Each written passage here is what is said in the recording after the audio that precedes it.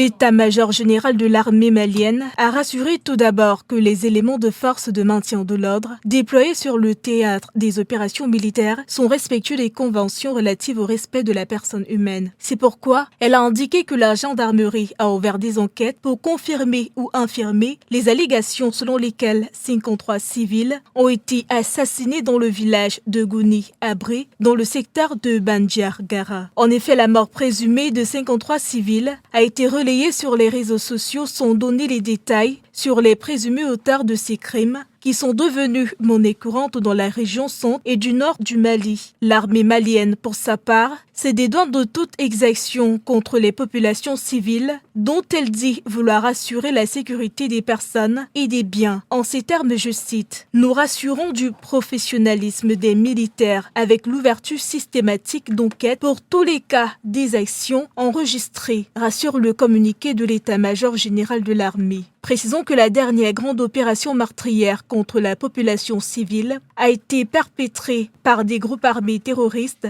à Dialassagou, dans le centre de Casa, dans le cercle de Bankas. Face à cette situation et dans la lutte importante du Mali contre le terrorisme, l'armée malienne annonce avoir porté un nouveau coup dur aux groupes armés terroristes dans plusieurs localités. Elle donne d'ailleurs un bilan qui fait état de 44 terroristes neutralisés, une centaine de suspects interpellés, des bases et des plots logistiques détruits. Selon le même communiqué de l'armée, ces résultats sont le bilan des actions majeures visant à réduire la pression des terroristes. Les 44 terroristes ont été neutralisés grâce à plusieurs opérations menées dans les cercles de Ndjéné, Niono et dans la localité de Tézit, dans la zone sud, précisément dans la région de Kouliata. Un grand terroriste avec comme spécialité la logistique a été également interpellé. Toujours dans les régions du sud, en passant par le centre jusqu'au nord, l'armée annonce avoir infligé d'importants dégâts aux groupes terroristes grâce aux opérations aéroportuaires. Des véhicules, des engins de roues, des armes, des munitions et divers objets de fabrication des engins explosifs improvisés ont été détruits ou même saisis.